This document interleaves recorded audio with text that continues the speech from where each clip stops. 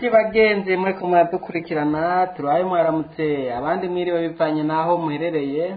Tumaze iminsi twatanguye ikiganiro tubivuge tukaba tugeze ku nimero igira 4. Ikiganiro tubivuge nimero ya 3 twarababwiye abamazina y'abantu bari mu butegetsi bakongera bakaba n'abadandaza. Nibaze ko mukivyibuka ngira ngo ikiganiro mwarakibonye, twaravuzemo abantu batari bake ariko tubavuga mu ntumbero yo kubura ngira ngo bishobotse leta itangure kwiyumvira ingene abadandaza bo babadandaza abakozi ba leta bakaba abakozi ba leta. Mu kiganiro tubivuge kigira 3 twarabwiye amazina 3 y'abatunzi basanzwe bari no mu butegetsi, aho twabonye ko hariho umuntu ashobora kwinjiza amafaranga umuriyaridi ku kwezi mu vyiwe ariko akabandanya ahembwa nk'imiliyoni 3 muri leta. Komantere rero benshi bavuze yuko baba ari kugira ngo bakingire ibidandazwa byabo n'ubutunzi bwabo. Rero ibikorwa bya leta bikaba byabonetse nk'ibikorwa bigira kabiri mu buzima bw'umuntu, nubwo leta yobahemba amafaranga menshi gute. Abenshi bafashe yuko leta iyo bariko barayikorera aba ari inzira yo gutunga. Uno munsi rero twafashe umugambi wo kubadondagurira, nta byinshi tuza kubabwira ko ariko reka tubadondagure abo bantu, ufise ikintu azi kuri bo nkavuga ati uyu muntu asanzwe ari umukozi wa leta gusa aheze agire ico atubwiye. Ariko mu gihe basanga afise ibikorwa byinshi vyiwe yikorera kurusha ibyo akorera leta, ngira ngo vyotuma bafata ingingo bavuga bati barakwiye gufata umukozi wa leta akaba umukozi wa leta, bikamubeshaho bikamutunga n'ivyo, ariko atagiye bindi bituma abari basanzwe babikora babura inguvu, igihugu ntigipfe giteye imbere kikama ari impfunya, kuko ari nk'umudandaza ariko agwanira isoko n'abategetsi bo hejuru. Muravyumva yuko umudandaza tera imbere mu mwidegemvyo, ivyo navyo bikaca bituma atabantu bagwizatunga baza gukora no mu Burundi, kuko bazi yuko iyo baje baca bakorana n'abakozi bo muri leta, hama bagaca batinya yuko mu gihe iyo leta yo bitakihari ngo urudandazo rwabo ruca rusubira inyuma. Ari naco gituma ibihugu vyinshi hariho amategeko yuko umuntu asanzwe yikorera ivyiwe aguma mu vyiwe, ariko ukora muri leta nawe agakora muri leta. Twababwiye amazina 3 murayaraba muri link tubaha munsi cyangwa murabe ikiganiro tubivuge kigira 3 murabe amazina twavuze n'ivyo bihangange. N'umunsi rero tubabwire ibindi bihangange bikurikira. Baravuga umuntu mutazi ko afise amafaranga menshi ariko bivugwa ko afise amafaranga. Uyo ni Gaston Sindimwo, umushinga amateka. Baravuga ko afise amaromorke nawe ava azana ibidandazwa Tanzania. Abantu benshi bakibaza yuko ashobora kuba yabikuye mu butunzi bw'umugambwe Iprona, aho bavuga ko afise ivyo ashobora kuba yaragurishije bidaciye mu mategeko agaca yiguza ku butunzi. Abandi bakavuga bati ashobora kuba ari amafaranga umugambwe CNDD-FDD wamuhaye mu gihe wamufasha kuwerekeza mu matora yagiye araba mu Burundi. Uwo numwe twari tumaze kubabwira 3, wagira 4. Wagira 5 ni umukuru w'igisoda c'u Burundi Prime Niyongabo. Uyu rero bakavuga yuko afise microfinance bita Edeni. Iyo rero bavuze Edeni rero ntawe uzi yuko ashobora kuba ari kumwe na pare wiwe mariage, bakavuga yuko ari umukuru w'igihugu Evariste Ndayishimiye. Sinzi ko yo bari mu banyamutahe bavuga Edeni, kuko ni jambo ryavuzwe muri no minsi cyane bavuga ko Burundi bari Edeni. Sinzi yuko iyo microfinance ari aho bihuriye na, ariko turiko tuvuga ya mazina y'abantu bakora muri leta kandi bafise urudandazwa rurenze cyane, babandi basanga bunguka amamiliyaridi ku kwezi kandi basanzwe bafise abuzi bwa leta butabahemba amafaranga menshi cyane, ku buryo bashoboye guhitamo byogenda neza igihugu gatera imbere. Prime Niyongabo rero baravuga yuko amasoko y'imiti yose ija mu gisoda ari we ayafise, ata muntu arangura imiti Prime Niyongabo atabizi. Baravuga kandi yuko Prime Niyongabo ubutunzi bwiwe ashobora kuba yakuye mu kuvunja amafaranga y'abasoroda bava hanze. Hamwe tubabwiye ibiharuro bigezweho uyu munsi bikaba biteye ubwoba. Urana nk'umusoda umwe ari nko muri Somalia yandikiwe amafaranga arenga 1028 kwezi, akaba yonyene tuyavunje kuri soko ry'amadovize mu Burundi twova tugatugwiza n'ibihumbi 6 usanga ku kwezi umusoda w'umurundi arenze miliyoni 6 iyo yagiye muri Somalia. Ariko iyo baje bavuye muri Somalia babaha amadolari 500 kandi bandikiwe arenga 1000. Ntabwo bayagwiza n'ibihumbi 6 nkuko amasoko ameze, kuko uyagwije n'ibihumbi 6 iyo ayo sensa babaha yonyene, uyagwije n'ibihumbi 6 wosanga umusoda avuye muri Somalia yo caronka miliyoni 3.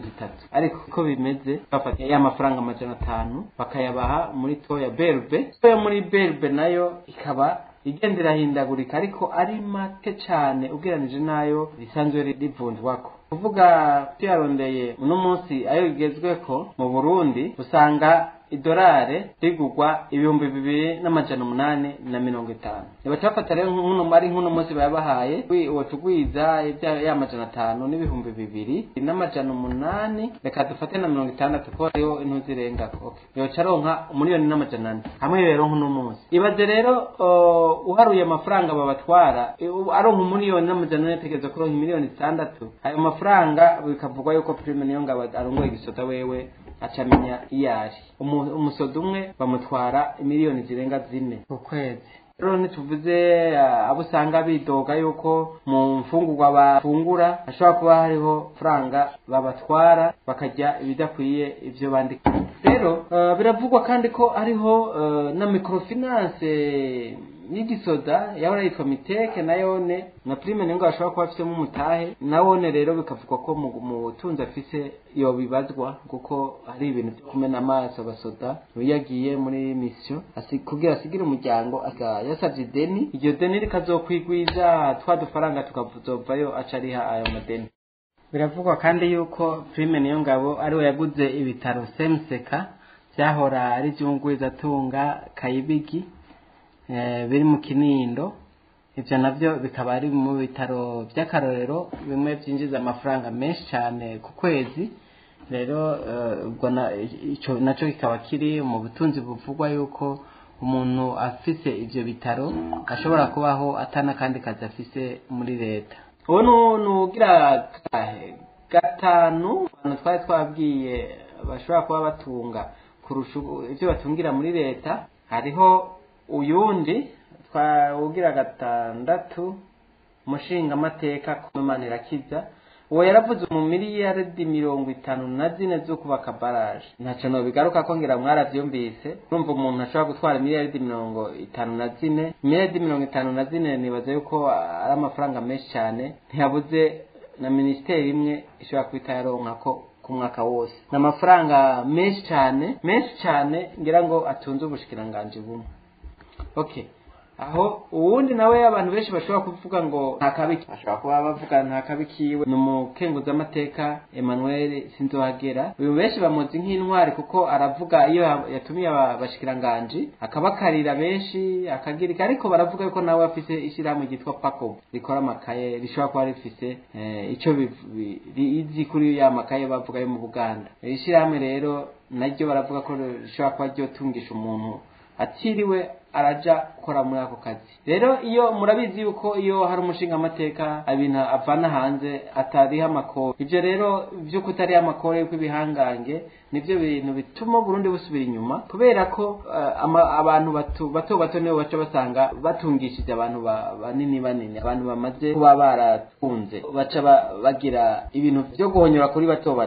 Iyo amakori arishwe n'abantu bafite amafaranga ico gihe igihugu gitera imbere, kuko nk'aba batangura kubahishije nka za kaminuza babuze akazi akagenda akagira nk'agasekretari ya publique amakori yoba make. Ariko nk'umuntu afise ibintu avana hanze uwo akagira amakori akayatanga neza igihugu cotera imbere. Ariko mu Burundi bivugwa yuko usanga amakinga amamoto arivyo bitanga amakori cyane kurusha abafise amamodoka bavana hanze bafite ari muri babandi babategetse. Ukurikira n'umuntu yitwa Bunyoni ari mu gasho, ariko byadandaza ntabwo byahagaze kuko n'ubundi cyo yavyikorera. Baravuga yuko nawene ari mu bantu batunze nubwo ari mu gasho. Ivyakurikiranywe ko bigatuma yuko bimwe bizohava binyagwa. Gusa turiko turakora icegeranyo twasanze bavuga ko afise ubutunzi bwinshi cyane bitumvikana n'ingene yaguma akora muri leta kandi afise ubutunzi nk'ubwo. Ariko ngira ngo bihivyigwa abatari bake kubandanya bakora amanyanga bari mu butegetsi. Baravuga ko afise amarumorke afise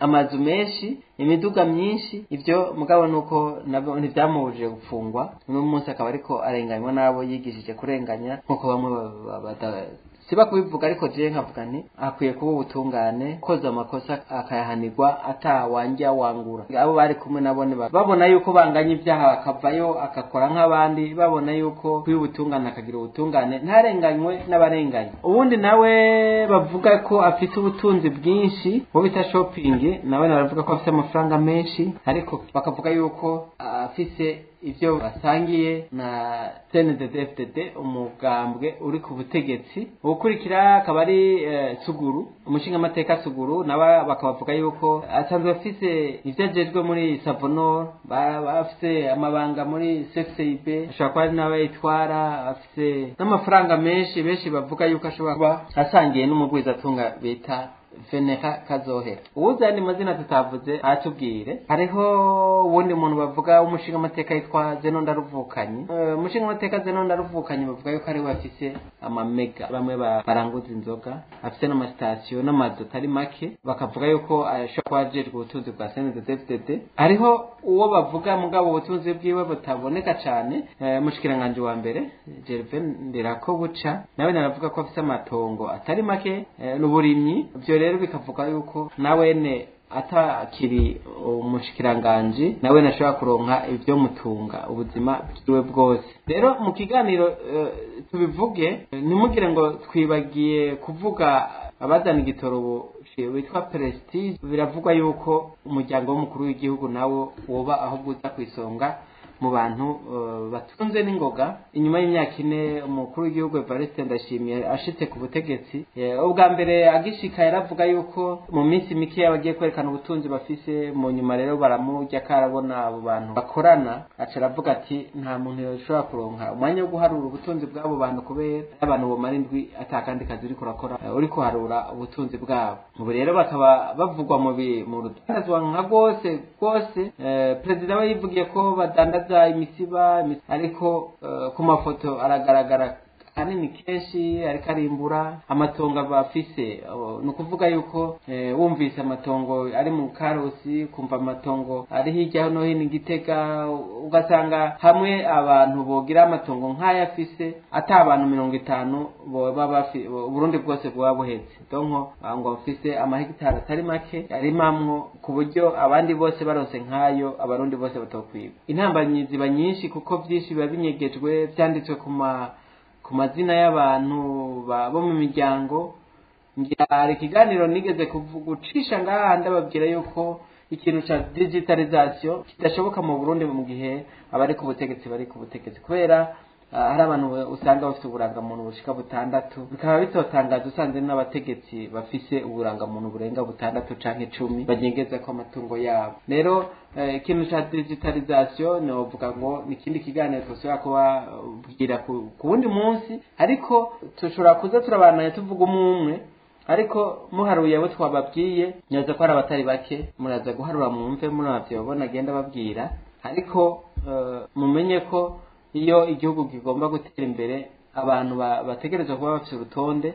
Abadandaza bagakora urudandazwa, abize kwigisha bakigisha, abize kurima bakarimisha, abize gutwara bakabaha ubutegetsi bagatwara mu makomine mu hehe na hehe, ku buryo ivyigwa muri kaminuza y'amafaranga leta itanga agaruka agafasha igihugu. Rero ubu ukuntu biboneka nuko abantu benshi baraheza bagakora ivyo batize, bagaca babikora nabi, igihugu kikaguma kiri impfunya. Ugasanga nk'umuganga agiye mu kuba nka mustane canke buramatari yize ubuganga, ariko bizwi ko hari ibitaro bitagira abaganga. Ivyo byose ugasanga umuntu yari kuja kwigisha agiye kuba umukonseye kwa ministre, wize administration nawe agacaza kwigisha, bikaza biranyurana uko bikanyurana ku buryo uzosanga Uburundi abandiko bakora bitare ivyo batize. Mu minsi yeze ngira ngo hari ikiganiro cigeze kubaho ahantu bavuze bati ahantu bafashe umuntu w'umuganga atize uburyo buganga ugasanga hariko havura umuntu yize nka lettre canke yize scientifique ariko aravura nko muri farumasi ugasanga niwe ariko atanga imiti akakubwira muti mu igihugu nuku kandi hari abantu bavyize batariko bararonka akazi ariko kubera igihugu kitaba kifite controle ugasanga abantu bariko bakora ivyo batize. Ni iki kiganiro twagikoze mu ntumbero yo kugira ngo abafata ingingo barabe yuko umuntu yokora ivyo ashoboye. Abo bantu ko bashoboye kudandaza bagende kudandaza, abashoboye gutwara baje mu ntwaro, abashoboye kwigisha baje kwigisha, abaje kuvura bavure, abaje gukora ibi byo mu bidukikije baba ari abantu bavyize bakubatanga ivyo baba bazi. Ariko mu gihe cyose uzosanga umuntu ataco yize canke yize ibitajanye n'iterambere akenshi uzosanga ariko atanga intumbero itariyo. Ni muri iyo ntumbero rero twagize kino kiganiro, tukaba tubashimiye abantu bamwagikurikiranye, tukaba tubashimiye no ku makomantere mugiye kugira ngo abafata ingingo bashobore kwikebuka canke bashobore gufata ingingo zibereye. Mwari kumwe na Jerome Kazabuke nk'uko bisanzwe rero, naho mu biganiro bikurikira murakoze.